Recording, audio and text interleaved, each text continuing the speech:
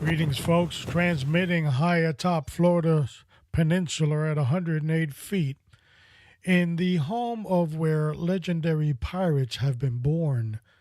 We transmit the Raider Cup Nation podcast. I'm your host, Alpha Mike, and today we are talking about on episode number 85, CIT again, Crisis Intervention Training. Now, I'm sure a lot of you are saying, well, wait a minute, we're supposed to have another show. But our scheduling's a little off, so guess what? You get 2 weeks of CIT. Remember that I told you that the programming would last 10 more episodes. There's a lot on there. How long is it going to take? I told you it could take a couple years. What are you, in a rush? Because I'm not. So it's going to take a while. So in the meantime, we're going to talk about crisis intervention. It is mostly geared towards the forgotten profession, the one that nobody really knows that exists in law enforcement, and that is corrections. Why? Because as we said in episode number 83, that 84, that the forgotten profession is the profession that can't say no. You have to take them. You have to house them. You have to have them live with you. Other than our law enforcement profession that's out on patrol, they are the best at Ubering and Lyft drivers that we can find. And in 2 clicks of a handshake, they will transport any person with mental illness to the nearest facility and dump them. There's the system they can't say no, and they absorb them. So what are we doing on this podcast, on this episode? We're training and talking about how to be properly trained in CIT, the correctional aspect. Now, we discussed last episode in the introductional part of the CIT, the police history with Memphis Police. But today we're going to discuss how the forgotten profession was forgotten in the original concept. And now how that forgotten profession has to catch up. But we're going to take a little parenthesis on all of that. And we're going to have the leadership quote of the week.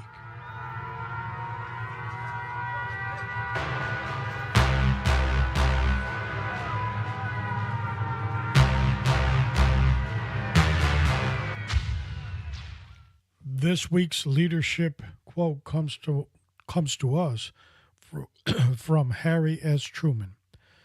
Men make history and not the other way around.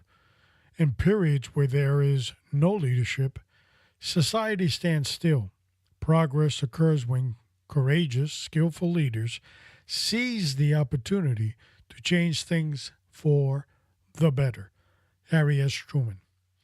And of course, our leadership quotes are always to build you up, motivate you, and get your blood moving. And that's why we bring those leadership quotes of the week to you. Now, before we get into the thicker things on episode number 85 for Crisis Intervention, we have a lot to talk about. As I said, this is going to be at least 10 episodes, and it's going to take several years to get all this out there. But I am going to teach you and talk to you about how to be properly trained in the emphasis of crisis intervention training for the forgotten profession of corrections, of which I have the pleasure of being a subject matter expert. Now, I'm not going to tell you the way that the curriculum was written, the 42 pages that I wrote, because most of what I wanted did not happen. So I'm going to tell you the way it should be. So stick your ears, get your crayons and your cardboard boxes ready, kids, so you can write down everything with sufficient detail. But before we get into that, I want to talk about some current events. And the first one being, this is an official spoil alert. Now, recently, Marvel was purchased and picked up by Disney, which now has taken over the Marvel comic movie of the Avengers and completely crapped on all of us, the paying customer. Huh? This last Marvel movie of the Avengers that they've put out, in a nutshell, folks, and as I said, cover your ears, cover the ears of the young children that might be in the room, because this is an official spoiler alert. The movie is nothing more than a liberal twist pointing left that it kills and erodes and removes white male influence from the Marvel comics. It removes white male influence from the Marvel comic. Captain America is laid to pasture.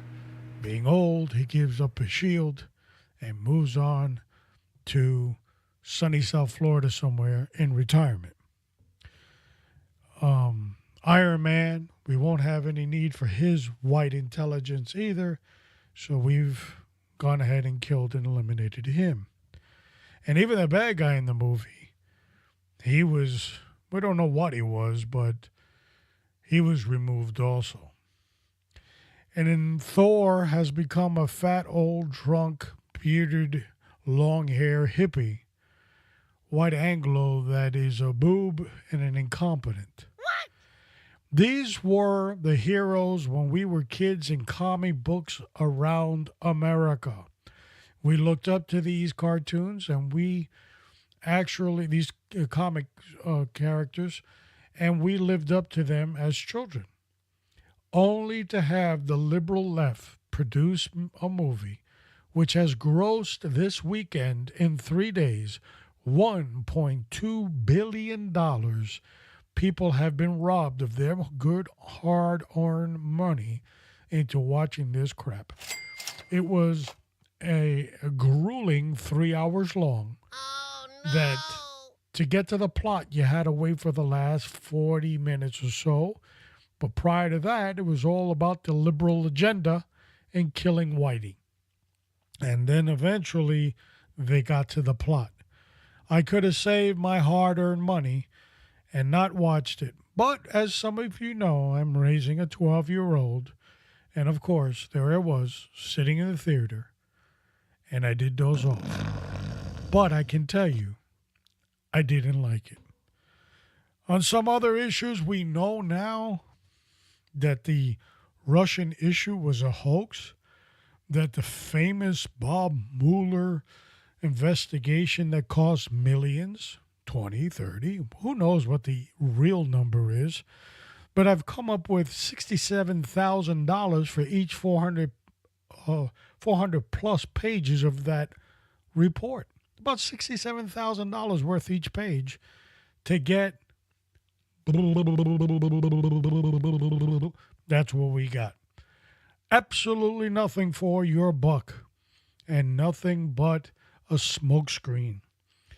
Now, all of a sudden, there are things coming to light. And those things are telling us that there was a conspiracy that went all the way to the top.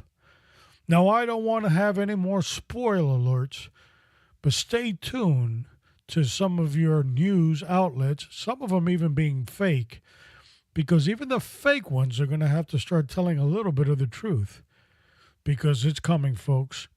The actual coup that has been attempted in this country, maybe for the first time that we know of, is about, in the next couple of years, to be shown to the American public. So stay tuned for that. All right, enough jibby-jabbing and blah, blah, blah. It's time to get to the subject matter on episode number 85, Crisis Intervention Teams.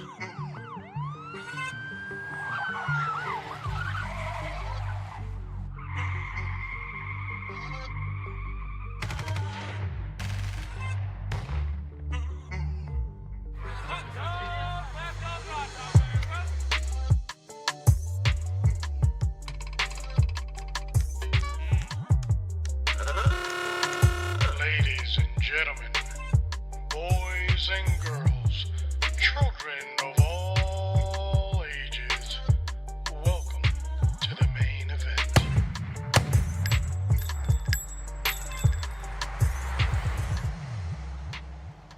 As we stated last episode, crisis intervention training was created out of the Memphis Police Department in 1988 after an incident that occurred with police officers in that city. The citizenry, being outraged, demanded change, and police went ahead and came up with a concept that changed the way police officers deal with mentally ill. Now, a lot of old timers prior to 1988 will tell you, well, we've always had crazy people, but we kind of ad-libbed what we had to do, and we did it, and we did it very well. Most likely they did. But we got into a generation somewhere, a generation gap, where police officers were not using the initial item of force, which is hands. Now, for every time that I come up with a teaching moment, the bell will ring. So, keep that in mind. So, since the police officers forgot that the essential material or item that is used in force is hands, they started to go towards their Batman utility belts where they were pulling out either a club or a gun and taking matters into their own hands. Of course, most for good reason. Some might have had a couple of hiccups here and there, but the community demanded change. The Memphis Police Department took the helm for the police departments around America, but the forgotten profession was left out. Now, it occurred to nobody in 1988 that these folks that we were going to go ahead and deal with, and eventually some of that percentage would go to jail, that where they were going, people needed to be trained to be ready to accept them. Now, of course, a lot of the crisis intervention training for police officers in 1988, the advocates will tell you that it was a program for diversion for jail. But the sad reality, you could not dictate what the criminal charge would be, could you? Now, liberals are good, but they're not that good. They can't figure out, well, all mentally ill people will just commit misdemeanors. So there were some that were committing felonies, and guess what? There's only one place to go when you commit a felony, and that's the Hotel Inn, the system that can't say no and will accept you. Once you got into that system, it was a roller coaster ride because some facilities didn't really care and would not separate them. Some tried and failed miserably. So the system, or the career that the profession that could never say no, is now getting swarmed by the numbers through the late 80s into today, with mentally ill people with co-occurring disorders, which they're fixing their mental illness with sort of homemade remedies like crack cocaine, alcohol, and whatever else they can get their hands on. Now, as a result of that, the industry never really caught up on the forgotten profession of corrections. They basically just housed them, dealt with them, even though that we're going to stay with corrections 2 times longer or 3 times longer and 2 to 3 times more expensive than any other prisoner or inmate. So, obviously, this was a hiccup in the industry of law enforcement, that the plan was only half-assed. It was not well-rounded. Even the court system took a while to catch up, but they did. They created mental illness courts around America. Some still don't have it. But the court system didn't have to house them. All they had to do was have their advocate on their behalf in the courtroom. They didn't even have to smell them. But everybody else that had to deal with them, smell them, and interact with them had to come up with answers real quick.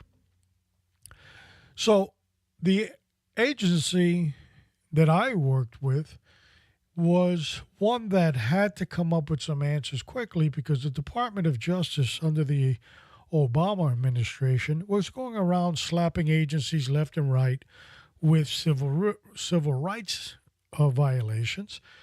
And my area, my sector of their attack in Washington was not overlooked, and they attacked very aggressively.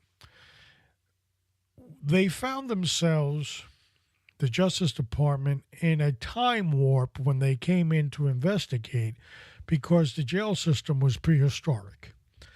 The policies were copy and paste, and the amount of mentally ill in the county facility was the largest mental health facility in the state of Florida. That says a lot. So, as a result of that, they were caught off guard, that agency, and the Justice Department was breathing down their back more aggressively than ever. Quickly, there had to be some type of response. Now, this all kind of really came about in around '05, '06, around there, where the inquiries started to happen. And by '07, the agency actually had a trainer which would identify what to do. Now, let's look at the training for the forgotten profession prior to the Department of Justice's overview over this agency. They had maybe, if we're lucky, 8 hours of academy training that existed of maybe one sheet of paper on signs and symptoms and suicidal prevention. That's it. People were taught that white males under the age of 25 in the late hours of the night during booking were more susceptible to committing suicide. So as you graduated, the officers would look for that white male under 25 and see if he would clock out.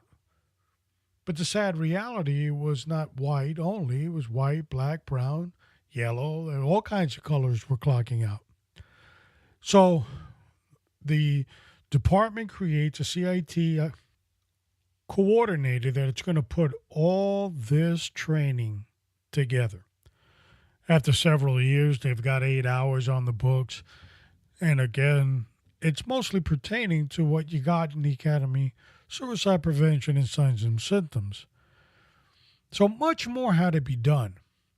Well, by the time I come on board in '09 and given the cookie in 2010, I had to create about 48 hours extra for a total of 56 hours. Now, not all 56 were used. 40 hours were for certification purposes. The other 16 were for selection in the position, training, or on-the-job training, better said. Now, one of the prerequisites that I had to the command staff was that we could just not have a certificate of participation for the millennials. We needed actual people to pass the course.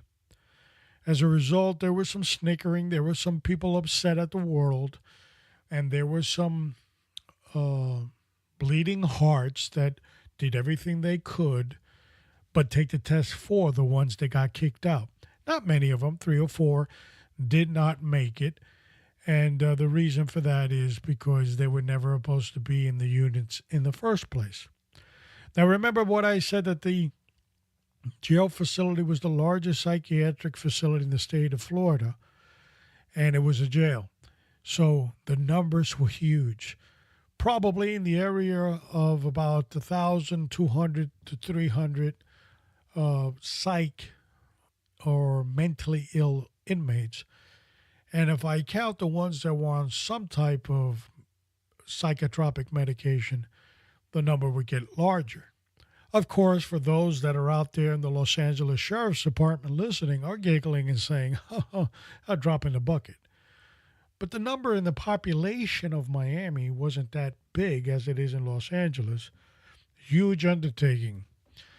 The jail system itself, old building that was created in 1959 and pieced together many years after that, was not the housing facility that should have been in place. Prior and sometime in the mid 80s, at the jail facility, they would house them in a regular population environment of the main jail. And there they would have almost lockdown conditions, but they could roam around at some point. And they were trying to keep them separate from the general population, but this was a hit or miss, as you can imagine. The ones that were really misbehaving and acting cuckoo were kept down a separate wing, and they were isolated from all the others. As a result, back in 1984-85, there was an incident that occurred that one of our fearless psych people, we'll just say that's the term we'll use, told the facility captain that I think it's best if the young men can come out of their cells and cohabitate gradually for a couple of hours every day, get to know each other, just not let's cage them like animals. And they took the recommendation. But the problem was that the officers really weren't in tune with sitting around watching this social experiment work. So they would just open the cells and let them cohabitate. Well, the night prior to this incident, there was one that was rowdy, screaming, banging, flooding the cell with the toilet, bang, bang, bang all night long, driving the other ones crazier and not allowing them to sleep. So the collusion commenced to get him tomorrow at the social gathering that they would have every day. As the cells opened, they greeted each other with warm smiles and hugs. And as the officer left, all the rest that could not have any good sleep that night took it out on that poor young man. At the end of the day, they beat him to death, put him underneath the bunk, covered him up with his mattress, and during some part of that day when the agency had to do the official head count, they discovered that he was not looking good and a little bit blue in the gills. There was the end of housing mentally ill inmates on that floor. They came up with a great temporary idea. They would move them up to a higher floor of that main jail. They even picked the 9th floor to do that. There's only 10 floors, so second to last, way up on top. And they put all the people that heard voices, were paranoid, were scared, were manic, and everything else you can think of up on that one floor. And they can house them all together. Kind of maybe 2 or 3 in a room and lock them in. And then they would have their own little area where they could cohabitate. Now, in the forgotten profession, there is first generation, second generation, and third generation jailing. First generation is prehistoric times where the inmates are in the cell by themselves and the officers are nowhere to be found, but you do see them periodically, maybe once an hour as they walk by, and give the cohabitants the finger as they're walking by. The second generation jailing, there is a partition between the officer and those prisoners or inmates. They can watch them, but they can't really have contact with the officer. Then the third generation is where the officer, that poor sucker, has to kind of live with them, smell them, and have a personal relationship with the bad guys by living or working in their environment. And that is called third generation. Not too good, doesn't really work very well with people with mental illness because not all of them know how to do rules and regulations very good. That's a hit or miss. So they're usually kept in that second generation jailing.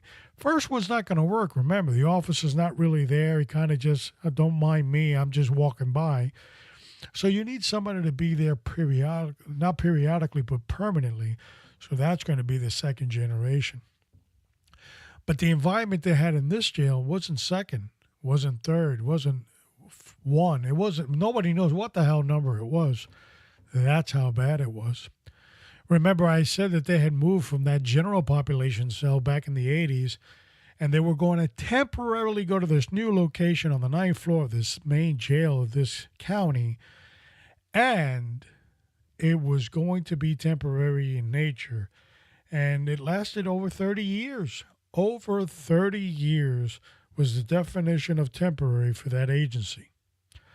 Of course, everything that I'm saying can be found on grand jury reports of the time, and you can actually see the length of time, when they moved, how they moved, and all that. That was a part of the CIT history because, as I said in the first podcast of CIT, you don't know where you're going if you don't know where you've been. So it's very important to put that on the table so everybody knows. All right, we can keep on jabbering, but I wanted to paint that portrait for you. So as we build our course and we're going towards it, let's talk about 6 items today, and we're going to wrap it up. So item number 1, learning environment and goals. The learning environment should be a classroom environment and also a training environment. Now, when I had the pleasure of doing this, some of the command staff were just as nutty as the people the officers were studying, that they actually thought, well, you guys could do this at the facility, right? Right? You kid? And they had no idea of the magnitude of this disaster. And the learning environment should be in those environments where there is no rank. All or everybody in the class is of the same rank. Instructors, of course, rule because then you had chaos. And the smaller the better. Breaking them up into groups, preferably 4 in a group, maybe 6 if you had to push the envelope, and have a monitor, or better known as an instructor, in each group. They would guide them from day 1 all the way to the end of their training on what they did right and what they did wrong, and would push them and challenge them in their ideas and how they resolved problems as they were presented to them. Of course, what I just told you is not a part of the curriculum that was written to 42 pages, because the command staff thought that that was a little bit too much. Do we really have to do this? So, apparently the command staff at that time did not realize that there are some in uniform that have mental illness. And when you mixed kind of people with cross diagnosis of mental illness together, sometimes it doesn't work properly. Therefore, that recommendation was put to the side, but that's what I knew and I know today works. You want to teach them right? You hook them up with a trainer that carries them all through the evolution. But no, they just wanted a general instructor. Yeah, kind of like watch, see what they're doing. That kind of nonsense. Instruction and pre-testing. The instruction should be, of course, adult learn by doing. So we don't want to have death by PowerPoint. But, of course, we have to have some type of PowerPoint, especially when the professionals come in, and we're going to talk about them in a second. And we all know what death by PowerPoint will mean. So in order to avoid the death by PowerPoint, there has to be a challenge. A challenge. There's where that personal instruction, 4 to 6 students in one group, get to pick the name of your group, and an instructor carries that group from day 1 to day 5 and into their operational environment. But it didn't happen that way, but that's the way it should have worked. Pre-testing was a small quiz, maybe 20 questions or so, just to gather their general knowledge of the psych history, psych world that they supposedly worked in. The majority of the officers, it was a 50-50 Surprisingly, a lot of them would have figured, well, they would have passed the pretest, but they didn't. So it just showed us that you knew uh, very little about the industry, and we had to teach you a whole lot. Of course, as the course ended, those pretest questions that were difficult should have been easy on day 5. So we talked about learning environment and goals. The goals, I'll go over that real quick.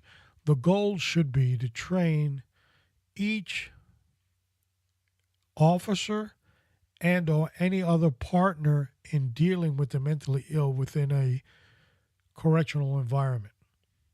Now, that environment does not only sit within the structure of bars or cell doors. That also means when the psych prisoner or inmate goes to court or goes to an outlying facility for treatment. Anywhere that prisoner or inmate goes and an officer has to be at the ready next to them, that's the environment that we have to simulate in training. Follow? So if you're a transporter, we should show and we should see how you transport the mentally ill. If you're taking them to the yard, we should show and simulate that as well.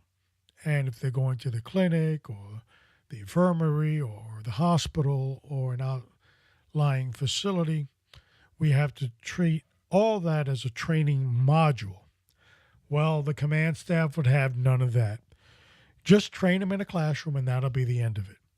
So that kind of got cut on the, let's say, Disney cutting floor in production. So learning environment, goals, instruction, pretest. Now we go to number 3, targeted audience. Now, as I said, there should be officers and anybody else that's a partner. Now, they are partners, of course. If we're dealing with mentally ill, we have to have mental health professionals to deal with them, right? Well, they've got to be a part of that as well. Now, one thing that I was not too keen on, that during my course of investigation for the curriculum, 42 pages of crisis intervention that was approved with honors by the Department of Justice, I was given thousands of pages from Cook County, Illinois, better known as Chicago, and I had to look at the monstrosity that they had. And I was told, look at it, it's pretty good. Maybe you get some ideas. And if you're listening from Chicago, my condolences, because that freaking thing was a mess. The first thing that hit me upside the head was that officers were not first responders. Let me repeat that for the mentally and hearing impaired, that officers were not first responders. So let me explain how this works. If you're a novice, if you come into the jail and you suffer from mental illness, the job of the people at the jail is to make sure that you do not kill yourself or harm yourself in any way, so we can have you go to court and we can convict you of whatever the issue you have done to the full capacity of the law. Sucks to be you, but there'll be no cutting corners by killing yourself. So having officers that they are the primary tool of watching, not being first responders, was freaking mind-boggling. Now remember that I was told and encouraged, look at this stuff. This is real good stuff. Give you some ideas. Really? So right there it was a no-brainer. I just couldn't follow the rest of the book because the beginning was full of poo-poo. So nevertheless, that went out the window. So we talked about our targeted audience. Number 4, we're going to look at now, evolution techniques. And we're going to throw in a term. And I want you to keep this term in your head because it's going to lead us all the way into our 56th hour. And that is readiness drill. Evolution techniques. Every evolution in the training has to be evaluated by that trainer. It was so important to have that trainer geared up with those 4 to 6 students. And as they were challenged through the course, you could kind of pick who was good, who was bad, who was a leader, who was a follower, and you could set the stage for either disaster or victory. But again, we didn't have that, but we should have had that in the course. Readiness drills for every evolution was something that was very much needed. So if an instructor came in and gave a PowerPoint, death by PowerPoint presentation, let's say of signs and symptoms, then after that course, you should be taking a little quiz as to what you heard, and you should have scored high. Now, there could also be a group discussion about certain issues that they might have not understood. But because of command staff decision making, that was not part of the course that it should have been. Having them ready, because that would have prepared them for the readiness drill, that I want you to keep that term in the back of your head as we move along on these courses. We discussed number 5, which is history. We're not going to repeat and kill the dead horse again. And number 6, signs and symptoms. And we're going to look at 6A, which is going to be the role of the officer. Now, signs and symptoms, and we could be here for quite a long time and talk about this, but just to hit the mark real quick, signs are notable changes in behavior. It's as simple as that. From mild-mannered to wearing mustard on your head or whatever. Increase or decrease in behavior. Either increase in bizarre or you're depressed, sleepy, don't want to interact with the rest of the world. It could be positive, it could be negative behavior, behavioral changes that are radical. And as a result, people are noticing that you're not a good fit in society. The symptoms now are related to a psychological condition. It could be that you're a schizophrenic. It could be that you are bipolar or something similar. It could be the silent killer. The silent killer, I used to call, was depression, because you never saw it coming and they would usually kill themselves. But those are the symptoms that have been diagnosed. Symptoms should be specific of a diagnostic. So that's going to go through the psychiatrist now, the psychologist, and they're going to say inmate A, B, and C has the following conditions. Now, imagine, if you will, like they do or they say on the Twilight Zone, and I don't have the music, so I don't want to get a copyright hit on me, but if you can imagine, if you will, a person that is manic depressant, in the manic state, hasn't slept for 3 days, is talking in one complete sentence with no comma or period, and they're inside a little cell, a 5 by 10, with a person that suffers from schizophrenia. How do you think that party's going to go these next 3 days? So the role of the officer in understanding not only the signs and symptoms are going to be fundamental in placement and movement.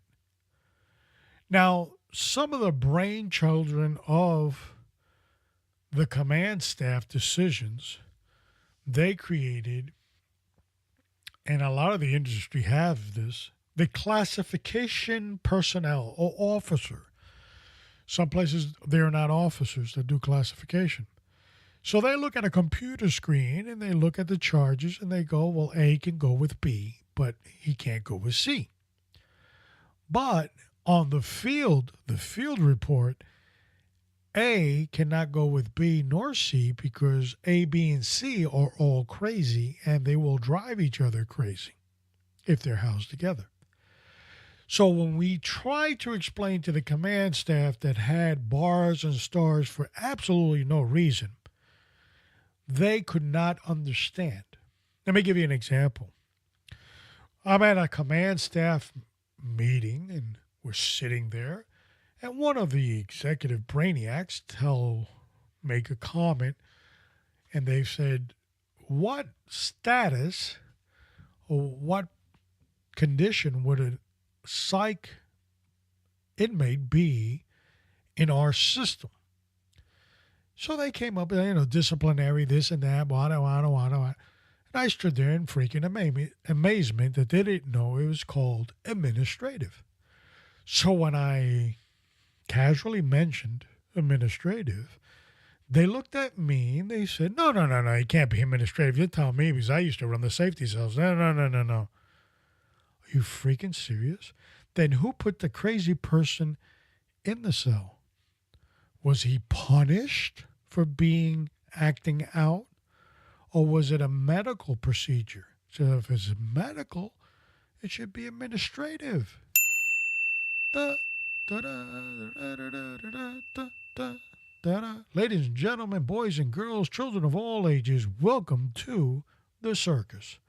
And this just shows you how the command staff needs to be in sync with the course that is being trained. Now, a lot of the command staff here in this agency had no exposure and never wanted any exposure with the mentally ill.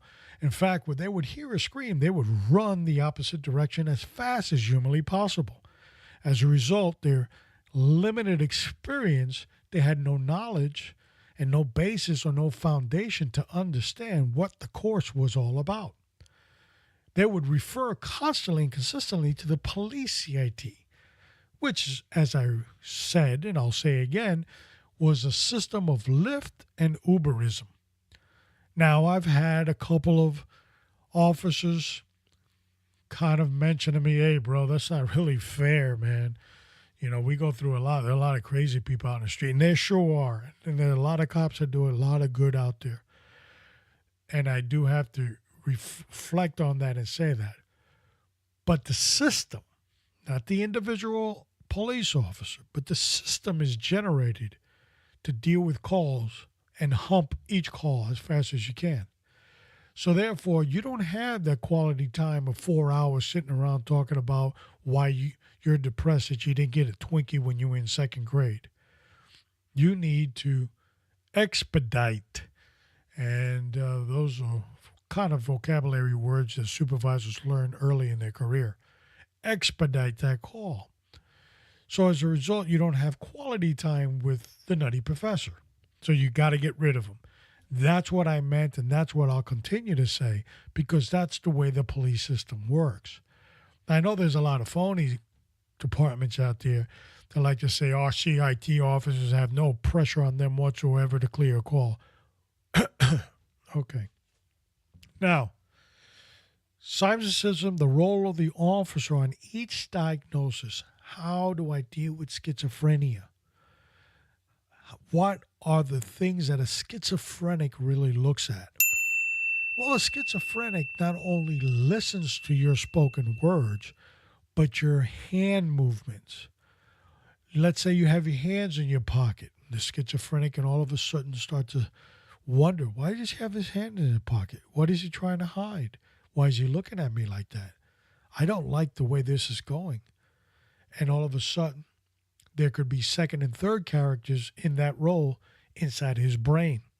Never a good thing for an officer.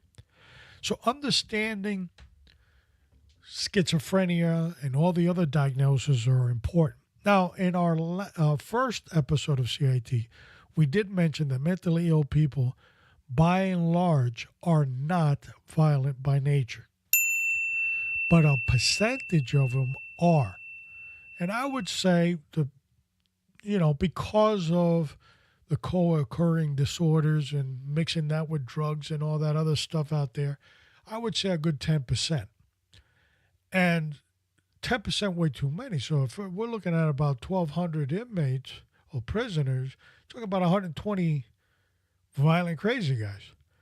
And I don't care who you are, but the cop out in the street is not going to deal with 120 crazy guys at the same time.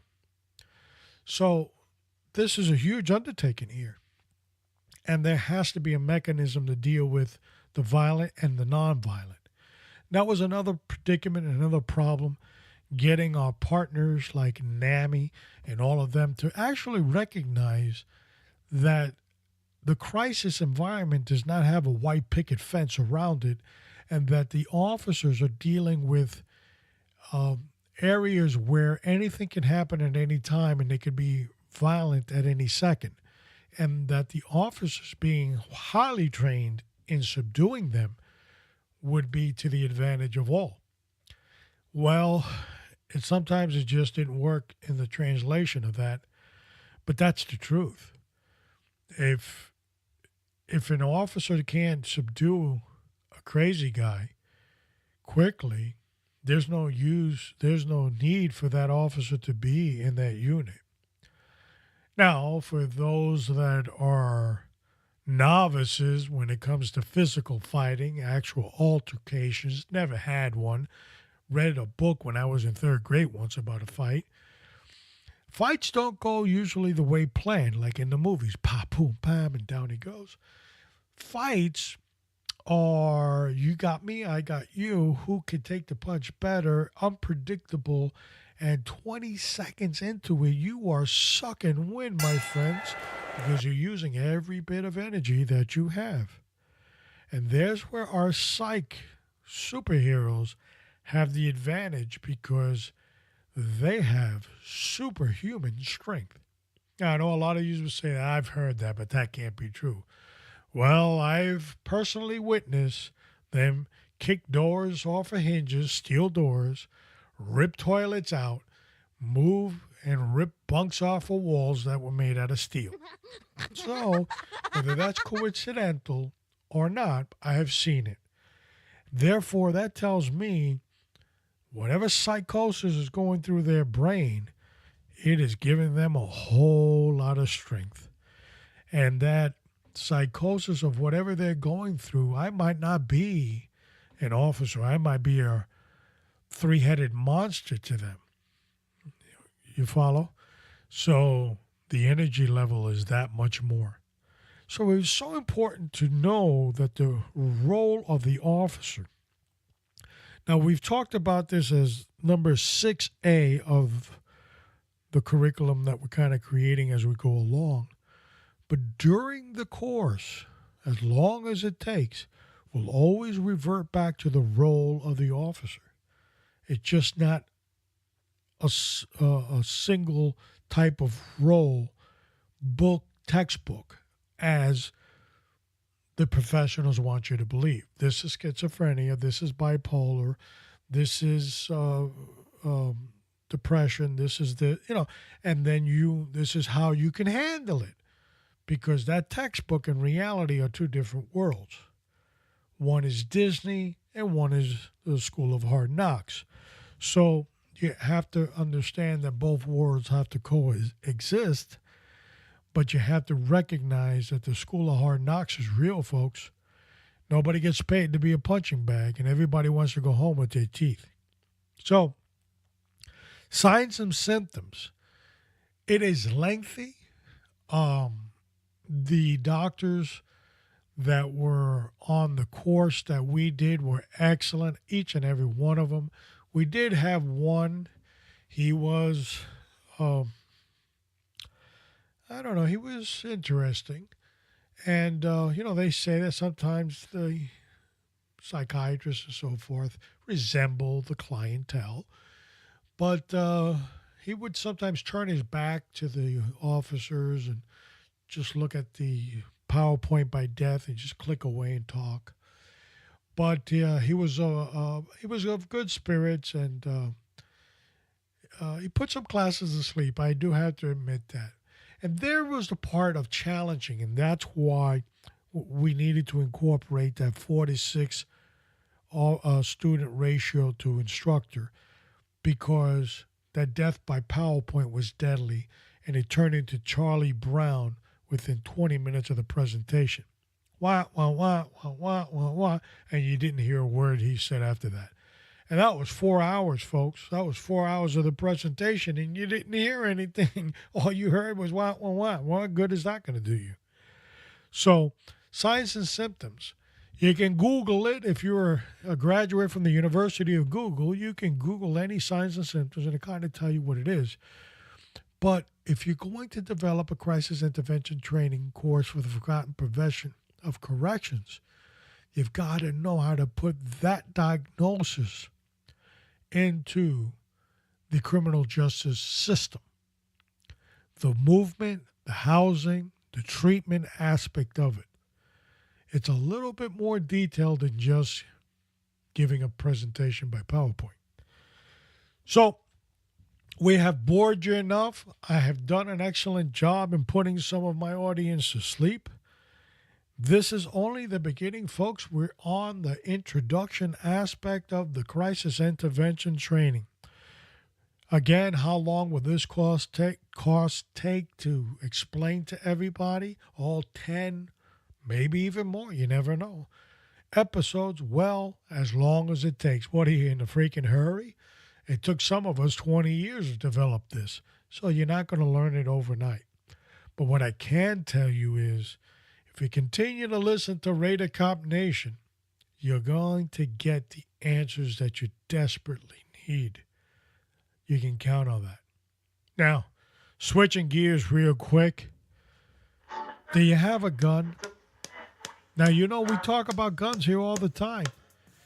And I want you now, as the summer fast approaching, you know what they say, April showers bring May flowers. That was when I was a kid. Nowadays, you don't know what the hell May's going to bring. It might even bring snow. And I'm not one of those fanatics about the climate change. That's a bunch of baloney.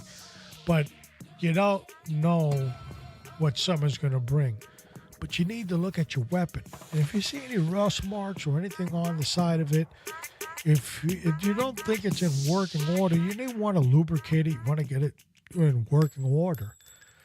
But if you're not really confident, you want to make some changes, now's the time. And that's why we always encourage all our listeners, one of our co-hosts and superheroes, Pistol Pete. Pistol Pete can take your gun and transform it into a simple, ordinary weapon into a magical weapon.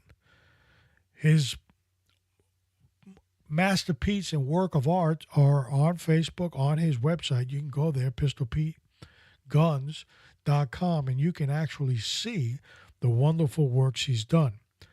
This is the man, Pistol Pete, that I put my life in his hands for many, many years, and I recommend him to you, the listener.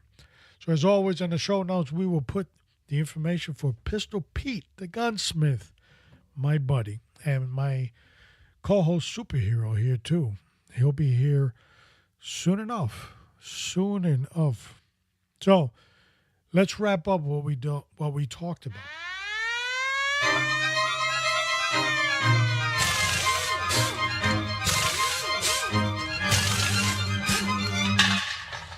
This is the part where I put the nuts and bolts all together and I tell you what I told you, and then I'm going to repeat what I told you again. What we spoke about, we talked about six areas in the crisis intervention training program. This can also be used for police if a suspect is in a holding cell and being transported as such. This is not just limited to the forgotten profession. But here we go. A, learning environment of the course and the goals, what you're trying to teach, is very important, and the nature of the learning environment, classroom, operational setting, transportational setting, everything that involves a crazy individual, a suspect or prisoner in police or correctional hands has to be a part of this training. Instruction, we try to break them up into small groups, 4 to 6 with an instructor. Pre-test, let's find out what they don't know, so we can kind of put that in the data bank and start hitting those areas. Our target audience, who is a part of this criminal justice and who should be sitting in the chairs? Is it just officers? Some other people need to come in for portions of this training. The evaluation techniques of how the instructors need to evaluate the student, and keeping in mind the term readiness drill, because that will come during the end of this course as well. The history, don't know where you are going if you don't know where you're coming from. Very important. Whatever facility you're in, whatever jurisdiction you're from, you need to know your history because it will dictate your future. And signs and symptoms. Whatever the sign and symptom is of the prisoner or inmate in your custody, you have to define to that sign and symptom the role of the officer. What is the officer doing with that specific individual and how do they travel through the criminal justice system? Lot to unwind, folks. We're not even down half page 1 on episode 85 of Crisis Intervention. Training for the forgotten profession can also be used for the Lyft and Uber profession of police.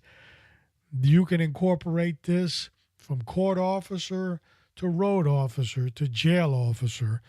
It is a well-to-do course for all. Everybody should be exposed to some type of real hands-on CIT training, not death by PowerPoint training. Some people wear those CIT pins, but at the end of the day, what in the world have you learned? Yep, what in the world have you learned? As always, it has been my pleasure and my honor to be your host on Rated Cop Nation. As always, I want you to concentrate very much so on prayer and the prayer of your family, to pray for your community. Very important to pray for yourself.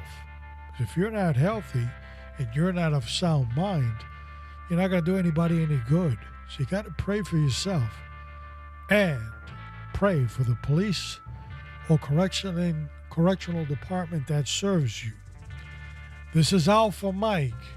Till we meet again, folks. Stay safe. And guide her through the night with a light from above, from the mountains to the prairies, to the oceans white with foam. God bless America, my home, sweet.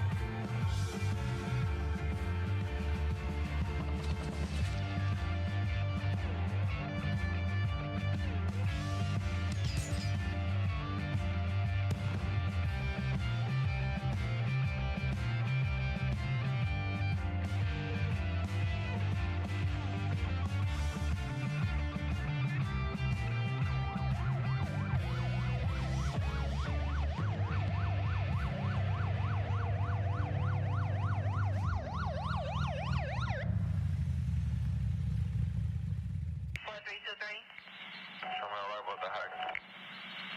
4323, just 1322.